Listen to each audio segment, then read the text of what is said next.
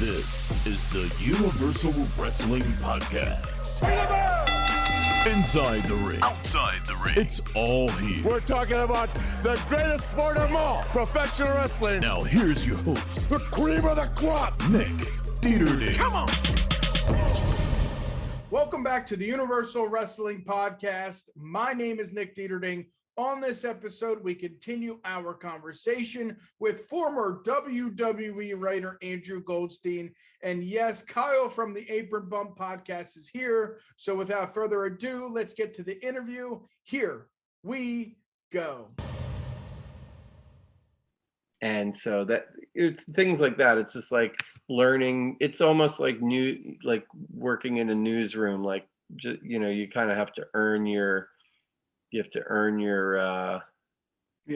your freedom to be a sarcastic fuck, like you can't just come in hot making jokes and doing impressions of people. You got to work up the totem right pole, but I would see the comedy and be like, I want to jump in, but I didn't have I hadn't earned the right to jump in. You were 25. Exactly. I would have done the same thing. Because you're growing up watching these guys so often, you kind of get this connection with them. You almost feel like you're friends with them, but they don't know who the hell you are. So exactly, see you getting sucked into that. For sure. You brought up ECW. You brought up Paul Heyman. We gotta talk about ECW One Night Stand. I think you were there for that, right? Oh yeah, I have great stories, dude. Paul, let's hear it. Whatever you got, I want to hear it. Paul was great. I have a lot. I'll go a couple different places, but Paul was great, man. He loved me. I mean, obviously, like Jewish kid from Philly, like we hit it off, and like he also, like I didn't move to Connecticut, like they kind of require you to, and so sometimes he would drive me back to the city. So like we hit it off, and it wasn't the best thing for me because Paul had some stink to him, and where it was like, if you were Paul's boy, that did not reflect great on you. And he kept trying to bring me over to ECW, which again, like Stephanie McMahon, who was like in charge of creative at the time, like, oh, Paul likes this kid. Well, now, he's enemy number one, like that kind of stuff. Yeah. Because at that time, like Paul was a lightning rod, and he was very, 4 months in or whatever, he quit. Or / was fired, and that's a famous story of the Elimination Chamber and wanting Punk to go over and blah blah blah. But what were we going to talk about? One Night Stand. So Hammerstein Ballroom again. That in your backyard. Very early on in my time at WWE, where like Vince still knew. Like I was new guy, Vince thought I was cool. I produced like Kevin Thorne vignettes in like the bowels of Hammerstein Ballroom, which is cool. And Vince watched them and thought they were good and gave me like a compliment, which was great. Nice. But the coolest part about that whole thing was my job during the show was to sit ringside at a table with a headset connected to Vince and Kevin. They wanted me to translate the chants because they couldn't understand them were back in Gorilla or in the truck. Like it just wasn't clear what the people were chanting. So I would literally be on a headset being like, they're saying, you fucked up. You fucked up. they're like, what are they saying now? And I'll be like, rough ones. Fuck you. Like, fuck you, Heyman. So I'm just literally just like mouthing that. And I'll always remember I got Sabu blood on me. Nice. So cool. That's risky, but that's cool. / possible hepatitis. Yeah. And, sorry. Some herpes. If you're going to get hepatitis from anybody, it's got to be Sabu. Sabu, yeah. Yep. It was just like big blood splatter on me. But that was like a cool memory I look back on. I'm just like, Vince, they're saying it's like what are like the most grotesque I remember Randy Orton faced Kurt Angle on that show, I believe. Oh yes, and they were chanting at Orton, go fuck Cena. Yeah, so I'm just like, okay, they're saying go fuck Cena over. Oh, what? Oh, okay. They're just like they just wanted like clarity to know exactly what the Yeah. crowd was chanting. So that was like my job during the show. But Did he respond, or it was just like, this is no, what they're saying? they just Okay. wanted to know for sure, what was being said. Got it. That was a cool show. And I remember and doing like what was that dude? He wasn't a Hardy, but he was friends with the Hardy. Shannon Moore. Oh, Shannon Shannon Moore. Moore. They shot Dave Lagana shot that whole like series of vignettes with him on the subway, like no permits, like they just did it guerrilla style. It was cool. Again, like being in an iconic venue and seeing the bowels of it and using it. It was cool. Yeah, it was cool. Was there ever any intention for ECW to kind of keep that same aura that it had originally, or was it always just to be its different? Yeah, No, sci-fi not. bullshit. I mean, that's what we all wanted, and that's all the stuff that was like being pitched in the room. But then Vince was like, "Well, we're gonna have we're do a deal where Big Show comes out." Like nobody wants to see the Big Show in ECW, and they're like, "What about?" And then I remember the email came out and was like, write down the 5 people on the roster right now that you think should be in ECW. And so it was just like looking at you'd get these roster sheets for Raw and SmackDown, and ECW was so thin, and you'd get your developmental roster and you'd be like, who can kind of reignite that ECW feeling? So we all put like the coolest 5 names that we could figure out. And then, Vince would take those lists and then he'd be like, I think Matt Hardy's going to be the champion. We're like, what are we doing? Throw him a bone. So, and then, and they had that awful looking world title, know. Oh, the gray one. The gray one. It was like a hubcap and just. Wasn't Benoit on ECW? Yeah. Which I mean, Benoit had appeared on the original, right? So there was made sense. Legacy there, and it was just Vince was looking to get a rating on a third show. He was not interested in like the legacy and the glory of rebooting ECW the brand. Yeah. It felt like the guys that weren't doing anything on Raw and SmackDown, just send them to ECW. Yeah, it was like, okay, Chuck Palumbo, he's going to be on ECW now. So, you know what I'm saying? It just wasn't fun, and you could see the life, the sort of life meter. If Paul was a video game character, just like at 0, like he was just, and that's why he put his foot down at Elimination Chamber, like. CM Punk is a guy I can build around. Let's have him shock the world and beat the Big Show right out of the gate. And then at the end of the Elimination Chamber, 5 minutes into the Elimination Chamber, you're going to have a new champion and have Punk run the gamut. And we build a star. And now CM Punk, this guy, he's the face of the new brand. And Vince had no interest in that. Yeah. And Paul died on that hill and said, I quit, and he walked out. It all worked out, obviously, for both Punk and Heyman and Vince. So all 3. So it all worked out. But at the time, it was like a very stressful situation. But there was no intention of that of the reboot of ECW being anything but a a third show where they just wanted like the NXT before NXT almost. Exactly. It was a precursor to all of that. Yeah. What was it? 1 hour on Sci-Fi? Yeah. 1 hour. I mean, it was another rights deal. It was just like, okay, we're in the Universal family. Sci-Fi is launching this channel, like, and that's, like, let's do like some kind of sci-fi storyline. And that's, they took their rights money and made the show and got, again, if you could put on a shitty wrestling show and still get 800,000 viewers, and it's better than anything that Sci-Fi is going to put on. And NBC Universal's happy. So it made sense why they did it. It just, wrestling fans saw it as, oh, this is great, it's the legacy, it's the legacy of ECW, we're just going to be reborn. I mean, there was no interest in doing any of that.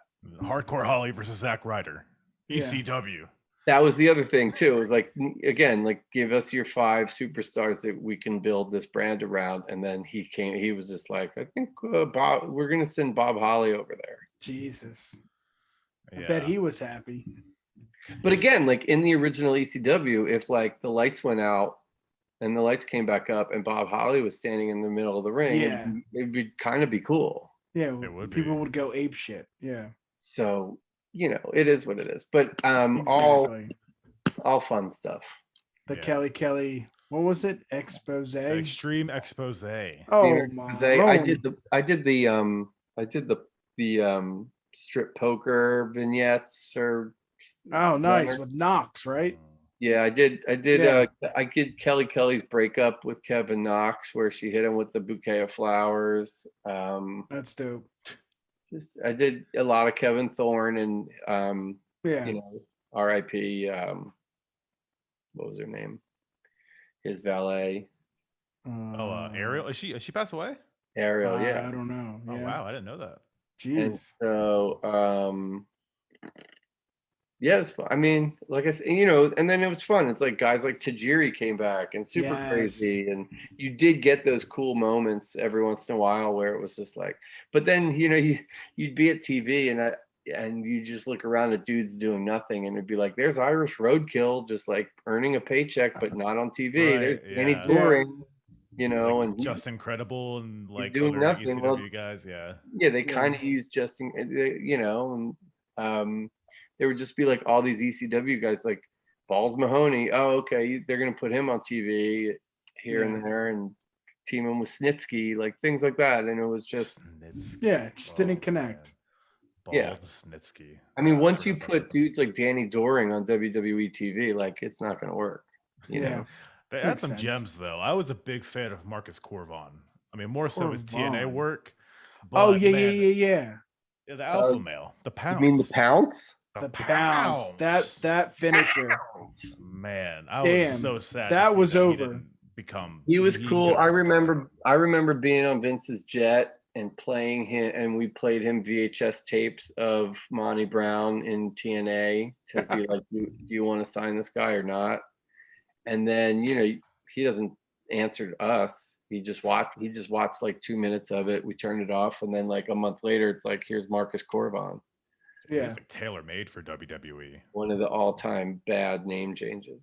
What you just said, Vince on Vince's jet, like that's incredible. Cool. That's like another that I just popped there. That was a cool part of 2000. Like that era, because I don't think creative.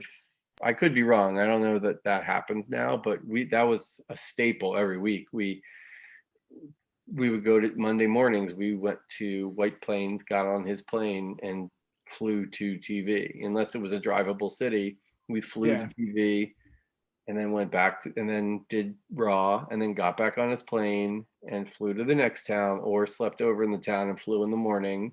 And we went over the shows on the plane. We had the plane meals. We watched his plane demeanor, and no sneezing. I don't put your hand in the peanuts, and don't get up until he does. Like all these weird rules that nobody tells you about. Very odd. I certainly have plane stories. Those were super, again, surreal. I don't even have pictures, because it wasn't like you had an iPhone. I had like a flip phone that had pictures on it 12-15 years ago, but I don't know, I don't have any of those anymore. But like now you see the writers now, and they're posting stuff on social media and this and that. Again, I don't have any of that. I have like hardly any evidence that I was even there. You have the memories. Yeah, man. Yeah. Well, can you give us one? I mean, is it something PG like you could tell us? Did you wrestle Brock Lesnar on a plane? Yeah. No, I know. I was no plane ride. Well, I mean, the story I always tell is that I got roped into the, I think it's Unforgiven Vito in the dress, and William Regal is basically the runner in the whole show was William Regal searching for Vito, and it was going to culminate in them sort of doing like a Looney Tunes chase in the backstage, and then they turn a corner and run into a guy with a hot dog cart, and then they're going to slip and slide, and Regal in a 3-piece suit is going to slip and slide on the ground, and mustard, ketchup, relish, buns, dogs. And it was a Michael Hayes idea that I had to be the messenger of to Bruce at TV. Bruce hated the idea, didn't want to shoot it, and because I was the messenger, he was like, all right, well, you're going to be the guy pushing the hot dog cart. And so that basically was a rib, meaning I'm going to get all that stuff all over me. Meanwhile, I had one suit and I had to wear it for the rest of the week or the rest of TVs. And I was flying on Vince's plane. So, we shoot the thing, and I knock into Regal with the cart, and the cart topples over and he pulls me down, and we're literally like grappling on the ground, like slipping and sliding in the mustard and the ketchup and the relish, and it's all over me. And then, you yell cut, and the bit's over, and then I'm stuck in this like completely soiled suit, and Johnny Laurinaitis is like, don't worry, we'll pay for your dry cleaning. And I had to just like scrape it off, and then literally of all the weeks, it was the one week that like Undertaker was on the plane when I got on, and I stepped on the I got on the plane, and Undertaker like lifted his hat up and was like, looked me up and down and was like, you're gonna get on this man's plane looking like that? And I was like, well, Mr. Undertaker, I was and he was like, just get in the back of the plane and shut up. I was like fucking terrified, Yeah. I smelled like mustard, Yeah. And it was just, so I flew to like the next city, or flew home, in a completely soiled suit. Yeah, crying. Not crying, but it was just like, the Undertaker had just, he was like the fucking judge, jury, and executioner. He's like, I'm like pissing my pants because, you're going to get on this man's plane looking like that. If there's one person in the world, I wouldn't want to be. I thought he was going to fucking goozle. I thought he was going to goozle me and choke slam me. Oh yeah, I'm surprised he didn't. Yeah. But and every once in a while, this is a good one. We had it was like the rare flight where none of Vince's minions were on the plane. It was just Vince and us, meaning like the nerdy writers. Yeah. And so because he had nobody to impress, he would like turn his Captain Kirk chair around and like actually engage with us. And Borat had just come out, and we were talking about what happened was we were all talking about seeing Borat. Vince heard this, turned around, and was like, God damn, pal, I saw that this weekend. We should be doing, he goes, that scene where basically when Borat takes a shit and brings it to the table at the etiquette class. Yeah. Or in the cup or whatever. And he's like, oh, that's the kind of shit we should be doing. Like he loved the poop humor of it. Yeah. It was just like surreal moment of being, 30,000 feet in the air talking about Borat with Vince McMahon, and him being like, this is the kind of shit you guys should be writing. That shit, when he brought the shit to the table, oh my, he thought it was the funniest stuff. Yeah. What a weird position to be put in. All right, how do we mix wrestling and Borat? I guess if tickles is pickle. Can't go wrong. Yeah. Was that the same Unforgiven as John Cena and Edge? Probably. I did. Yeah, that was the Raw storyline when I was there for sure. Dude, that was dope. We did the match in Connecticut, or in Cena's hometown, where Edge threw him in the in the water. We did the whole DX reformation of DX, and they took over Vince's plane and they spray painted it. I tell that story all the time because Snakes on a Plane had just come out, and so we wrote the Raw writing team wrote the whole storyline, and they get on the plane and they the defaces plane, and they tear it up, and Vince sees it, and he turns to camera and he says, "Get these motherfucking DX off my motherfucking plane," which again would have been hilarious because it would have like called back to the biggest movie in the world. And so they pitched it to Vince, and he was like, "God damn!" Like, how he goes, "How'd that movie do?" And it was like 3 at the box office because it was a comedy and whatever. Yeah. And he was just like, why would I reference a movie that's not even number 1 at the box office? And he took the line out, and we're just like, come on, that's the button that would have made it fucking live forever. But just funny.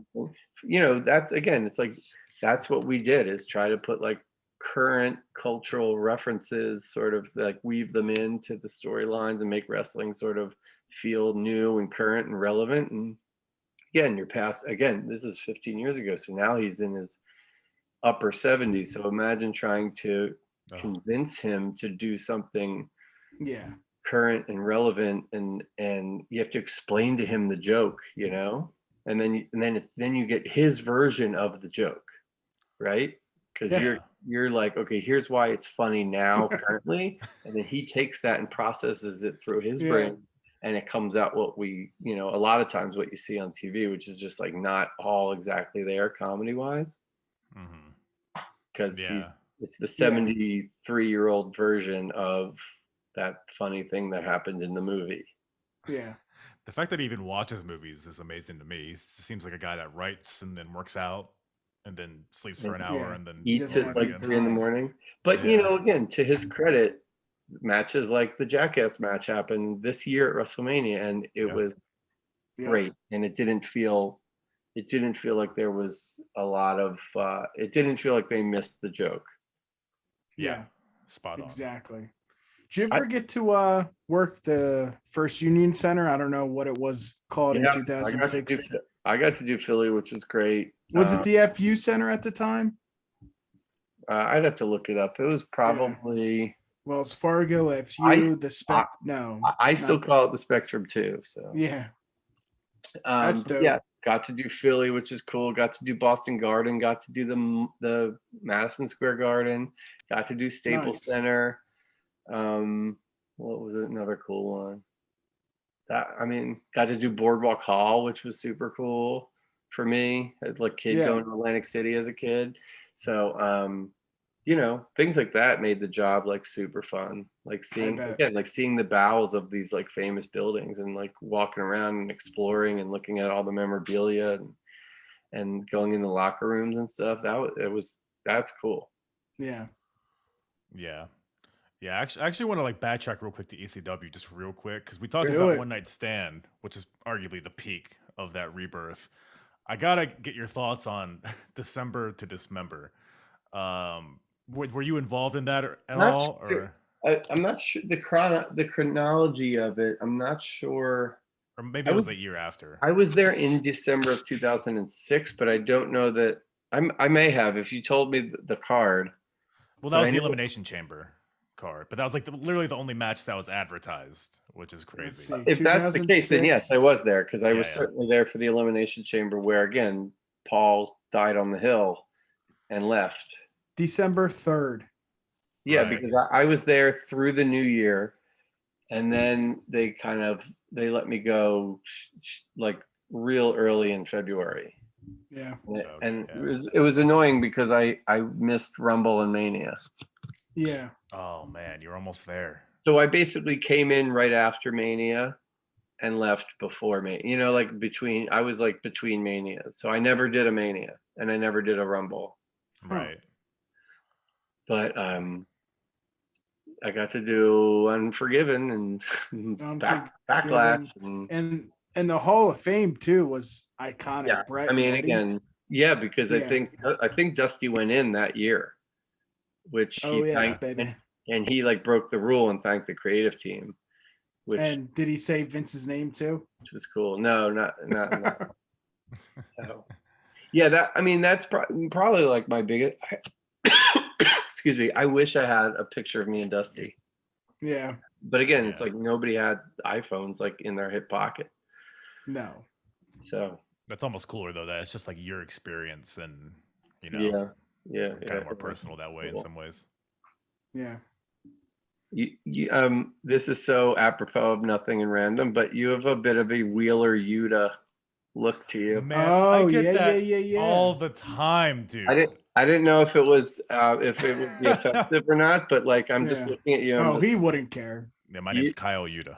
You look like Wheeler Yuta, man, who's by the way, having like a major moment, and from Philadelphia, right? Yes, sir. Yeah. So is he like was he a big indie? Like I'm so not involved. I don't know the indie scene. Is there like a Philly indie scene now that he comes out of?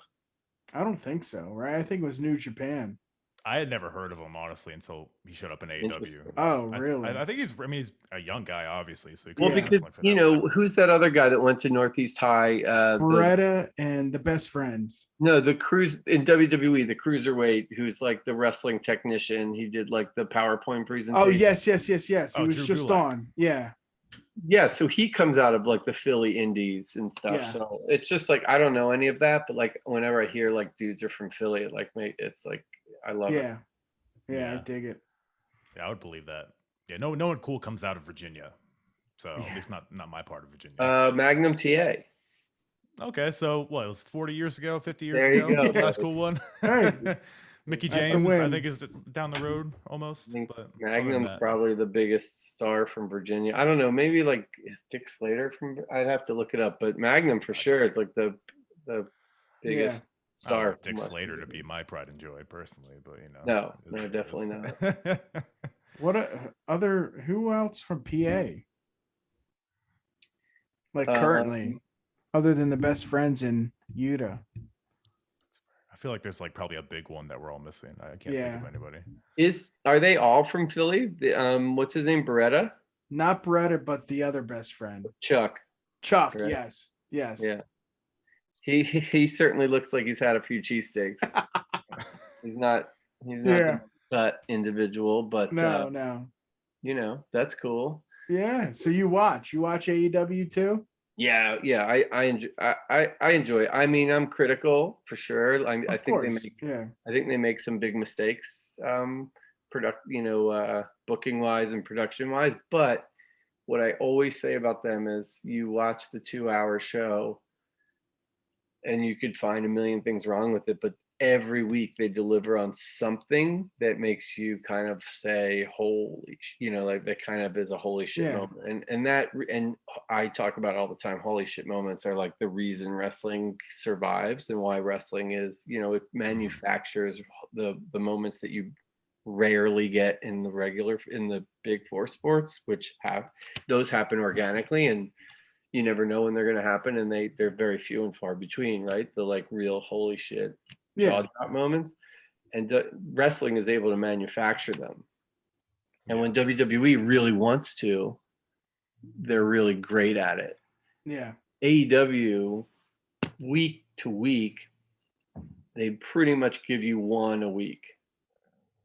Yeah, that's a good point. With Tony's announcement to a debut to something shocking like Sammy winning. Yeah, and even if you extend that to like a holy shit spot, which like a lot of time, like I'm over that as a fan, but like you're always going to get something. If you tune in and stick with it for the 2 hours, you're going to get something that's like crazy entertaining. Yeah, right. Like Wheeler Yuta in that match with John Moxley. Bloody. Always something.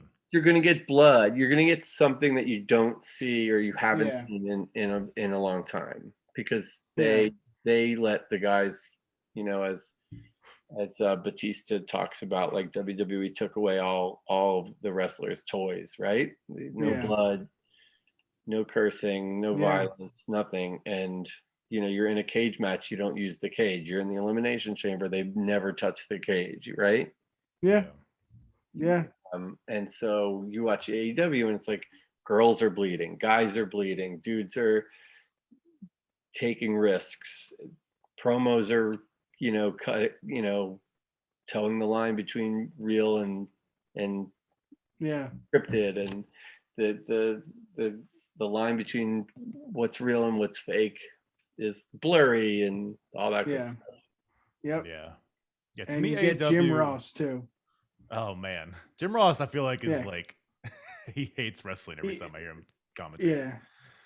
Where's the ref? It's like, dude, you get don't worry about it. And then like for old dudes like me, it's like I get to see Tully Blanchard and you get to see Jake sometimes, and you know, and they'll like let Arn take a bump even though he's like, you know, not, you know, it's just like that stuff. I live for that. Yeah. I think they're rebuilding something. Cutting a promo. I think they're rebuilding something with Tully. I think he's recruiting new. I think it's more ROH, isn't it? Yeah. So again, I don't want to stand here and like give you all my critiques of them and stuff like that. I'd rather keep it positive. We're just shooting this shit. Yeah. I enjoy the show. I'm super psyched this week for Punk versus Dustin Rhodes. Like again, just like they give you those matches where like you'd have to beg for it in WWE and hope that maybe in some weird cockamamie storyline, eventually you'd get something like, you know, you'd get it as Goldust for CM Punk instead of like acknowledging all the, you know, all the nuance that's all the like context to that. You know, like the story I always tell is in the lead up to that Survivor Series with the Legends, you know, we were putting Ric Flair and Dusty Rhodes on the same team, and all of the writers were just like, God, like Vince, like we have to tell this story of like these are like two like bloodlust, you know, arch enemies of for 20 years, like they had legendary feuds. Blah, blah. He's like, God damn, nobody fucking remembers that. And it was just, like you would have to beg to get any crunchy context, you know, and that's why I loved Cody's promo, man, because they let him reference his dad, show the picture from Madison Square Garden, and talk and use the context to build, you know, to build the case of why I came back. And if you saw on Twitter, I compared it to when Shane came back, and everybody's like, "Oh, Shane's back! This is an unbelievable moment." Well, that moment sucked, right? If you watch it, he doesn't say anything. He didn't say anything coherent. He didn't make any coherent case as to why he came back. It was all shrouded in like weird double talk about like something that his father kept in a box and just like all this horse shit. And then you watch Cody's promo and it's like clear, concise context as to here is my mission statement. I am here to win the world title, to redeem, you know, this like promise I made to my dad, and I can't give him the title, so I'm going to put the title around my waist. I'm going to do it for my family and for the legacy and for, you know, for the Rhodes name. And it's just like, oh, I get it. I buy in. I'm in. And that's why he's going to get over, because they let him talk about the real shit. Right? Yeah. And it sets up a story that could last a year or however long. It's like every match it has now has like a foundation behind it. It has like a reason, which I feel like is something that lacks sometimes. They never give. That's like the first good "Why I'm Here" promo in like a decade. Yeah, agreed. Yeah, great stuff. But again, that's a big difference. Like AEW, Punk comes back, cuts an amazing "Why I'm Here" promo, right? Mm-hmm.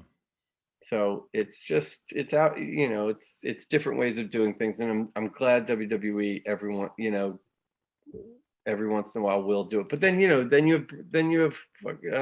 you know, Braun Breaker, and it's just like they won't let him.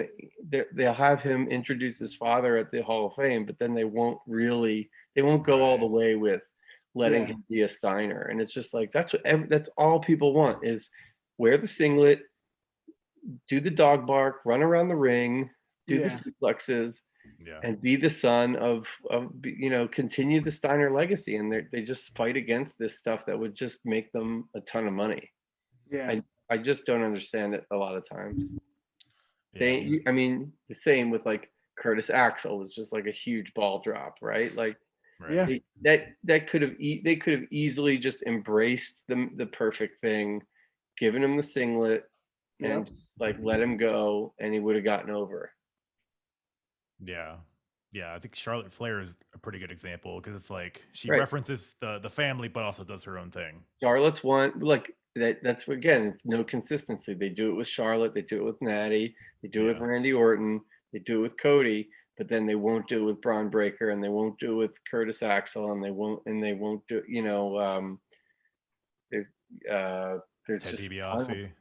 there's Tamina? I guess they referenced second it, generation dudes. Like even the guy on NXT who's like the son of Bo Beverly. It's just like, tell us that, or like the son of Bull Buchanan. Like there's these second generation. Yeah.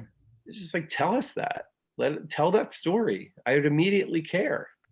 Yeah. That'd be too easy. Yeah. So whatever. That's me on my soapbox. The name changes just drive me crazy. Like, why is Austin Theory just Theory? What does that do for anybody? Yeah. No, nothing. Just creating their own product. They don't want to. Yeah. Well, that's it. Use the success of somebody else, I guess. I don't know.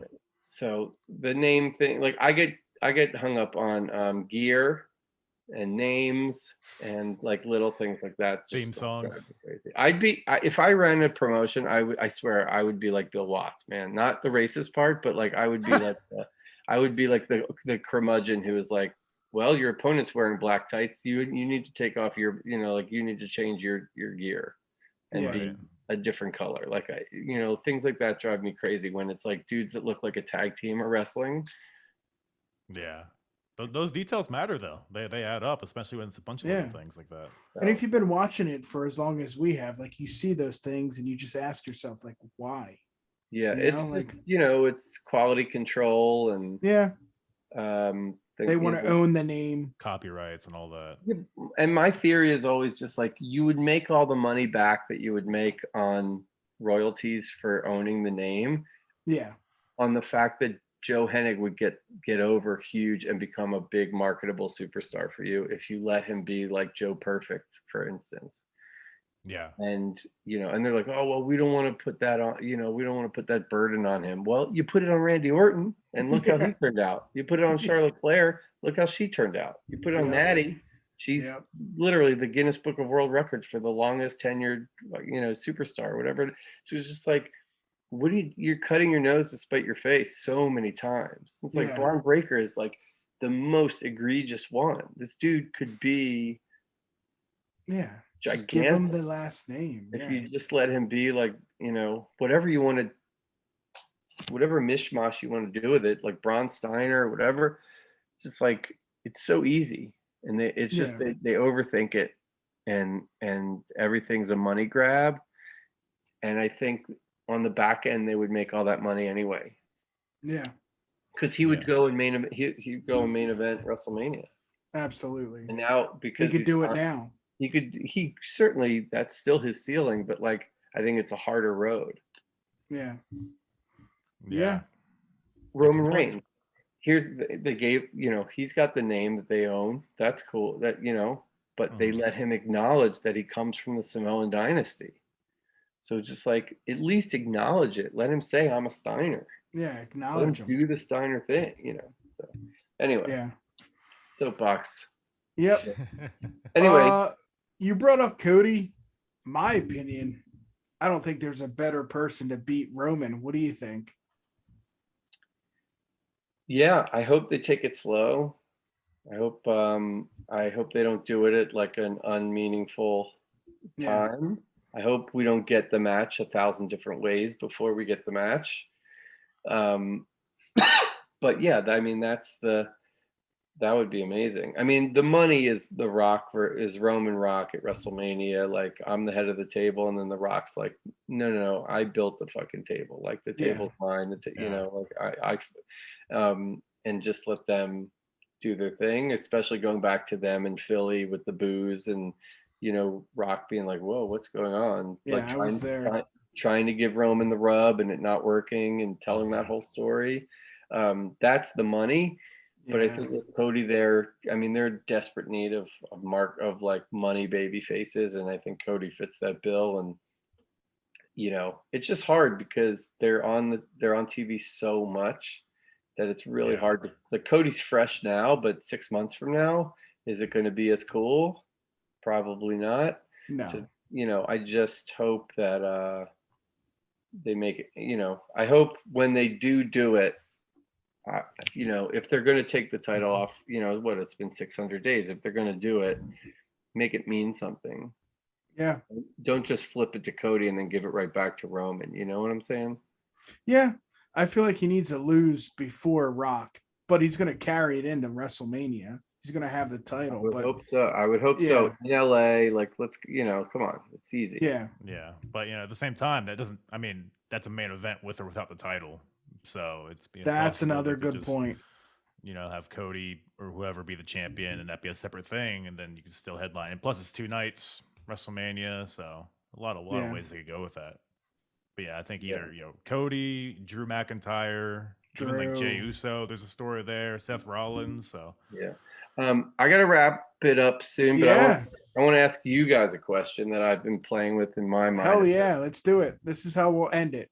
Here you go. So this is clearly a hypothetical, but it could have happened in the negotiations where Vince and Bruce fly down to Cody and sort of like make the deal happen to bring him in. At some point, you have to imagine that somebody asks the question. Nick Khan, somebody asks the question like, "Hey, Cody, who from AEW should we be interested in? Who should we bring over?" Right? Like at some point, don't you think like that might come up of like, who's the guy, who's the real deal over there that like could make us some money? So if you're Cody and you're sitting at a table with Bruce, Vince, and Nick Khan, and they say, "Hey guys, who from AEW? Give me one guy that we're gonna bring over and put through the WWE machine and really make a superstar." Yeah, that's easy for me. I've said it before on this podcast. Wardlow is Vince's wet dream. He is perfect for WWE. You and I would get along. I think Wardlow. Yeah. I tweeted it, man. Wardlow's the money, man. Yeah, dude. Let's do it. Promo he cut, that first babyface promo he cut was amazing. Like I didn't realize that dude can talk so well. Plus his aesthetic, his wrestling, like he has it all. Like there's no reason he shouldn't be the biggest star in wrestling soon. Okay, let's take Wardlow out because he's like the prototype. Yeah, he is. Do you think obviously everybody talks about MJF. Do you think MJF comes to WWE and do you think they ruin it or do you think they make it better? It'd be because MJF, like a lot of his character is very like vulgar and very like stuff that I don't think would fly under the WWE umbrella. So I'd be curious. I think he would be able to work around it. He seems like a talented enough guy. But I think it's something that's bound to happen sooner or later. So we'll see. But my money's on him succeeding if he does do that. Yeah. Yeah, it's a good question. Those are the two, but I have to imagine some form of that question, even if not in front of Vince, maybe like privately, Bruce was, somebody was just like, who should we, be paying attention to? Like Sammy Guevara, though, I just don't think, just stature wise, that he's ever going to get to a point where Vince is going to care. Yeah. I think same with Hook too. Jade Cargill is another one I think would be. Oh yeah, great. Yes, exactly. I think Jade. They would. And then my sleeper is Luchasaurus. I think Vince would make literally print money with Luchasaurus in terms of toys and shirts and catchphrases and cartoons and the whole thing. I think Vince would crush it with a dude like that. Yeah. I think he was in NXT for a second, but that was before the mask and the gimmick and maybe, the just Big wasn't there. Brother, right? Wasn't he on Big Brother? He was, yes. Yeah. Look at me. It's cool. Kyle, let's take. Oh, my bad. Go ahead. No, it's cool to fantasy book stuff like that. Yes. It's on all of our text chains with all of our wrestling nerd friends, and so absolutely. But anyway, this was great, guys. Thank you for having me. I got to cut it short just because I got to do a baby bottle in a little bit, and You're good, man. Let's give the people.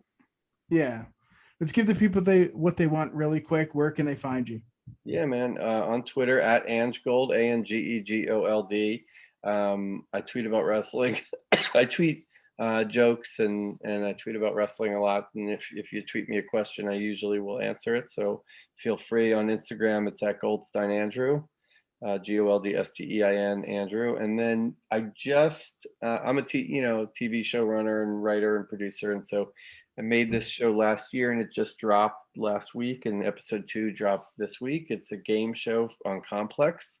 Complex's YouTube, called Top Gen, hosted by the comedian Akash Singh, and it's really funny. It's Gen Z versus millennials versus Gen X versus boomers in the trivia, in everybody else's trivia. And so there's a lot of ball busting. There's a lot of just like millennials not knowing who Frank Sinatra is, and boomers not knowing who Drake is, and it's just it's a lot of fun. It's called Top Gen. If you go to my Twitter, it's all over there, but it's on Complex's YouTube, and I would love to get those views up. So check out Top Gen, guys. Hell yeah! Thank you, Andrew. Good times, man. Yeah, man. Appreciate it. I would love to come back. I just Maybe we'll get Chris next time. Yeah, let's do it. Let's do like a tag team. That would be great. I love Dunn. He's become a buddy. He's a good dude. Hell yeah. It's funny. I always say, like, it doesn't matter if you were on creative with the person or not. It's just like you have shared experience and shit. It's like a family, like Vietnam veterans who like didn't serve together, but like they kind of have like a shorthand with each other, and like shared experience and shared trauma. So feel free to book me with Dunn. I would love that. Hell yeah, let's do it. Kyle, where can the people find you real quick? Yeah, real quick. Apron Bump Podcast, apronbump.com. Good. Thank you. Good night. All that shit. Right, no, I'm kidding. No, I talk about wrestling. I don't know what I'm talking about, but listen anyways, I guess. Great. Cool. All right. And this has been brought to you by Yum Yum Donuts in Warminster, Pennsylvania. Yes, sir. Come on down.